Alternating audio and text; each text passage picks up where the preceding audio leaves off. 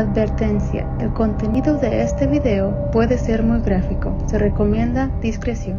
Hola, mi nombre es Jessica Jennings y esto es Miércoles de Morbo. Cada miércoles comparto historias de asesinatos reales. Si eres nuevo aquí, asegúrate de hacerle clic en el botón de suscripción. Vamos a empezar. Hoy hablaremos de la historia de Gary Ridgway, mejor conocido como The Green River Killer, el asesino del Río Verde. Gary Leon Ridgway nació el 18 de febrero de 1949 en Salt Lake City, Utah, de Estados Unidos, pero él creció en Seatuck, Washington, también de Estados Unidos. Gary tenía una obsesión enfermiza por las prostitutas, la cual inició desde que él era un niño pequeño, ya que su padre, que se llamaba Thomas, les tenía un odio injustificado. Siendo conductor de autobús, él las miraba seguido por la carretera y les tenía un odio, pero odio que les tenía a las muchachas. Llegando a su casa, él decía unos comentarios tan gachos y repugnantes. Él las hacía menos como seres humanos y pues obvio para la edad que tenía su hijo, pues esto sí le afectó. Él aprendió a verlas como seres inferiores, ya que los comentarios tan despreciativos de su papá las hacían ver como seres inferiores, como que no tenían valor, que eran muy asquerosas. Para rematar, la madre del niño, que se llamaba Mary, tenía un carácter tan feo hacia sus hijos. Frecuentemente los maltrataba física y psicológicamente, tanto a Gary como a sus dos hermanos. El miedo que le tenía a su mamá llegó a tal punto que de niño sufría de incontinencia urinaria durante la noche, o sea que se hacía pipí en la cama. Y pues la mamá lo hacía sentir basura cada vez que él tenía un accidente. Ella hacía comentarios de lo inútil y sucio que él era. También la mamá le solía limpiar pues sus partes privadas cada vez que él tenía un accidente. Hablando con un psicólogo ya después, él confesó que tenía sentimientos conflictivos, ya que estaba muy enojado con su mamá cada vez que esto pasaba. Pero por otra parte, la mamá le estaba lavando sus partes íntimas, lo cual le atraía sexualmente. Muchas veces Gary tuvo la fantasía de matar a su mamá. Su problema de orinar la cama le duró hasta que el niño tenía 13 años de edad. Esta rabia y frustración que él tenía la reflejó en cómo trataba a los animales. A Gary le gustaba torturarlos. En una ocasión cuenta que él encerró a un pobre gatito en el congelador para ver cómo moría. Y también le gustaba dispararle a los pájaros con una pistola de aire comprimido. Como dato curioso, se sabe que la crueldad y la tortura hacia los animales es el comienzo de muchos asesinos en serie. Pero, analizándolo bien, tiene algo de sentido, porque al torturar a un animalito inofensivo, los niños que aún no tienen su pobre cerebrito desarrollado aprenden a perder la empatía y todo tipo de piedad. En mi humilde opinión, siento que es importante identificar a niños que empiezan a torturar a los animales, ya que aunque algunas personas no valoran la vida de un gatito o de un perrito, mañana este niño puede crecer y matar a personas. Regresando con la historia de Gary. Si en la casa las cosas iban mal, en la escuela estaban peor. Se dice que Gary tenía un coeficiente intelectual de 82 y él sufría de dislexia. La dislexia es un trastorno del aprendizaje que dificulta el leer y el escribir, ya que afecta zonas del cerebro que procesan el lenguaje. Así que el pobre de Gary era un pésimo estudiante y reprobó un año de escuela. Tampoco era muy popular y lamentablemente no tenía amigos. Al sentirse tan solo y enojado por dentro, él terminó apuñalando a un niño de 6 años, simplemente porque deseaba saber cómo se sentía matar a alguien. Así fue como él se los explicó a los agentes de policía que lo detuvieron. Al graduarse de la preparatoria en 1969, Gary se casó con su novia. Ella tenía 19 años y se llamaba Claudia Craig Barrows. Después, Gary se enlistó en la naval y lo mandaron a Vietnam. Durante su tiempo de militar, Gary frecuentaba a las prostitutas y por eso contrajo la gonorrea, una enfermedad de transmisión vía sexual. Aunque sí le molestó que le pegaran una enfermedad sexual, el cochino siguió teniendo sexo con ellas sin protección. Finalmente, por lo infiel que era, su esposa Claudia se divorció de él en 1972. Le dijo bye bye. Ese mismo año, cuando Gary tenía 23 años, él terminó su compromiso con la naval. Poco después de divorciarse de Claudia, Gary intentó hacerse agente de policía, pero acabó pintando vehículos en una fábrica de camiones. En 1973, él se volvió a casar, esta vez con una mujer llamada Marcia Winslow. 2 años después, la pareja le dio la bienvenida a su primer y único hijo, al que le pusieron Matthew. En ese entonces, Gary se obsesionó con la fe religiosa y se hizo miembro de la Iglesia Pentecostal. Gary leía la Biblia a todas horas, incluso en el trabajo y en sus ratos libres. Recordaba pasajes que le habían emocionado durante las predicaciones de la iglesia. Él iba de puerta en puerta compartiendo la palabra del Señor y le insistía a su esposa que siguiera las estrictas enseñanzas que el pastor les estaba dando. Gary frecuentemente se ponía a llorar después de los sermones o cuando él leía la Biblia. Fue la conciencia del cabrón, eso es lo que era. Esto pienso porque a pesar de andar muy cumplido con la iglesia, él aún frecuentaba a las prostitutas. Él también le pedía a su esposa que tuvieran sexo en lugares públicos y otros lugares que no eran apropiados. Se supo después que hasta quería tener sexo con su esposa en lugares que él había asesinado a alguien. Pero pues obvio, la pobre esposa no sabía nada. Todas las ex esposas de Gary, también como las ex novias de él, comentaban que el tipo tenía un apetito sexual que era imposible de llenar. Después Gary admitió tener una obsesión por las prostitutas. Él dijo que era una relación de amor y odio por ellas. Bien se dice que del amor al odio hay solo un paso. A lo largo de las décadas de 1980 y 1990, se cree que Ridgway asesinó al menos a 71 adolescentes y mujeres cerca de Seattle y Tacoma, Washington. En declaraciones ante el tribunal, Ridgway informó más tarde que él simplemente había perdido la cuenta de cuántas mató. La mayoría de los asesinatos ocurrieron entre 1982 y 1984. Se creía que las víctimas eran trabajadoras sexuales o fugitivas, a quien Gary recogió en Pacific Highway South. Ridgway a veces les mostraba a las mujeres una foto de su hijo para engañarlas, para que ellas confiaran en él. Mira qué hijo de usando a su inocente hijo que estaba en su casa para que él aparentara ser un buen padre de familia. Ya cuando él y las mujeres ya estaban en confianza, pues tenían su sexo, y mientras lo estaban haciendo por detrás, Ridgway envolvía su antebrazo alrededor de la parte delantera de sus cuellos y usaba el otro brazo para tirar hacia atrás con tanta fuerza como podía para estrangularlas. También utilizó sogas, hilo de pescar,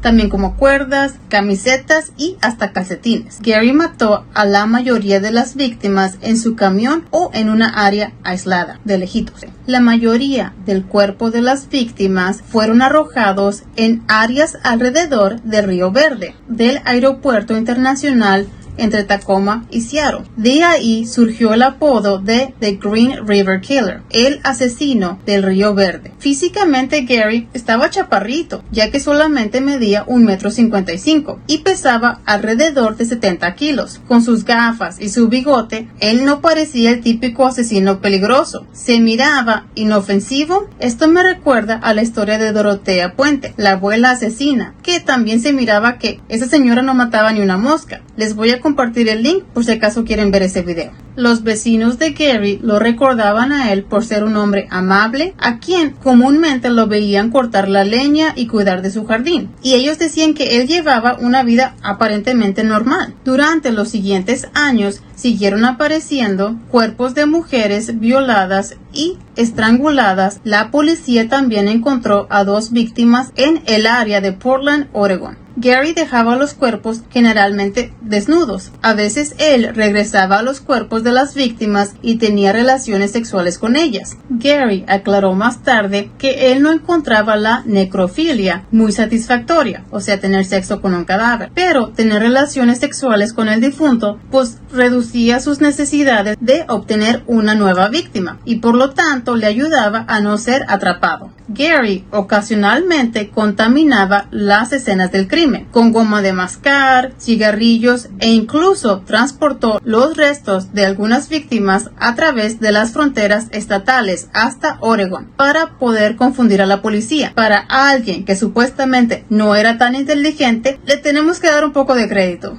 A principios de la década de 1980, la oficina del sheriff del condado de King formó el grupo de trabajo de Green River para investigar los asesinatos. Los miembros del grupo de trabajo incluían a Robert Keppel y Dave Richard, quienes entrevistaron al famosísimo asesino en serie que en ese entonces estaba encarcelado, Ted Bundy. Esto pasó en 1984. Ya sé que aún no he hecho videos de los asesinos en series más famosos, pero sí lo tengo planeado. Ted Bundy ofreció sus opiniones sobre la psicología, las motivaciones y el comportamiento del asesino. Ted Bundy sugirió que el asesino estaba volviendo a las escenas del crimen para tener relaciones sexuales con sus víctimas, lo que resultó ser cierto, y él les dijo si la policía encontraba una tumba nueva, deberían vigilarla y esperar a que él regresara a la escena del crimen. Ted Bundy también contribuyó a la investigación del agente especial John E. Douglas, quien desarrolló un perfil del sospechoso. Para esto, en 1981, Gary se divorció por segunda vez. Él también fue arrestado en 1982, ya que se convirtió en sospechoso de los asesinatos de Green River en 1983. Un año después, él tuvo que hacer una prueba de bolígrafo, la cual él pasó muy bien. También la policía tomó muestras de cabello y saliva de Ridgway. Alrededor de 1985, Ridgway comenzó a salir con Judith Manson, quien se convirtió en su tercera esposa en 1988. Su esposa afirmó en una entrevista que cuando ella se mudó a su casa, que no había alfombra. Más tarde los detectives le dijeron que probablemente él había envuelto un cuerpo en la alfombra, que por eso no había. En la misma entrevista, ella describió cómo Gary salía al trabajo temprano, en la mañana. Algunos días, aparentemente, por el pago de horas extras, Judith especuló que debió haber sido ahí que él cometió algunos de los asesinatos, mientras supuestamente ella pensaba que él está trabajando horas extras. Ella afirmó que no había sospechado de los crímenes de Ridgway antes de que las autoridades la contactaran en 1987, que ella ni siquiera había oído hablar del asesino de Green River antes de ese momento porque no miraba las noticias. La autora Penny Moorhead entrevistó a Gary en prisión y él dijo que mientras él estaba en su relación con Judith, el número de muertes disminuyó, ya que de sus 49 víctimas conocidas, solo 3 fueron asesinadas mientras él estaba casado con Judith. Judith Manson le dijo a un reportero de la televisión local: "Siento que he salvado vidas, siendo su esposa y haciéndolo feliz". Finalmente, el análisis genético dio resultado positivo. El ADN del semen del criminal se encontraba en una de las víctimas y este pertenecía a un tal Gary Leon Ridgway. El 30 de noviembre del 2001, Ridgway estaba en la fábrica de camiones, donde trabajaba como pintor con aerosol, cuando llegó la policía para arrestarlo. Gary Ridgway fue arrestado bajo sospecha de asesinar a 4 mujeres, casi 20 años después de haber sido identificado por primera vez como posible sospechoso, cuando la evidencia de ADN vinculó de manera incluyente el semen dejado en las víctimas con su prueba de saliva. Es cuando la policía supo que tenían a la persona correcta. Las 4 víctimas nombradas en la acusación original eran de Marcia Chapman, Opal Mills, Cynthia Hintz y Carol Ann Christensen. Ese día el sheriff declaró: "Este es uno de los días más importantes de mi carrera y es una gran noticia para toda la ciudad, después de estar casi 20 años persiguiendo al asesino del Río Verde". 3 víctimas más, Wendy Caulfield, Deborah Bonner y Deborah Stess se agregaron a la lista de acusación después de que un científico forense identificara esferas microscópicas de pintura en aerosol como una marca y composición específicas de pintura utilizada en la fábrica en la que Gary trabajaba. En el 2003, Gary decidió confesar a todos los crímenes y ayudar a localizar al resto de las víctimas. Todo esto era para que él pudiera conseguir un trato, evitar la pena de muerte. Así que el asesino en serie confesó a 49 crímenes. Su confesión judicial estremeció a todos los familiares. Su plan quería asesinar a tantas mujeres que él consideraba como prostitutas, aunque muchas de ellas ni siquiera lo eran en realidad. Su obsesión por escoger prostitutas venía porque él podía matar a tantas como quisiera sin que lo pillaran. Para Gary, pocas de ellas se reportarían como desaparecidas. Por eso él veía más fácil secuestrar a mujeres que andaban por la carretera. La frialdad en la que él estaba comentando esto se perdía entre los lloros y los gritos de las familias que habían decidido sentarse entre el público. Incluso el juez llegó a permitir a algunos familiares y amigos de las víctimas hablar directamente con el acusado. El 18 de septiembre del 2003, Gary se topó cara a cara con quienes solo le deseaban la muerte. Ellos le decían: "Él es un animal, espero que su muerte sea dolorosa y larga", le gritó una señora llamada Vicky Ware. Otra mujer que se llamaba Carol le dijo: "Él irá al infierno, es allí donde él pertenece, porque aunque dices que no te acuerdes de todas las mujeres que mataste", dijo Michelle Andrews, "nosotros sí las recordamos. Tú mismo dijiste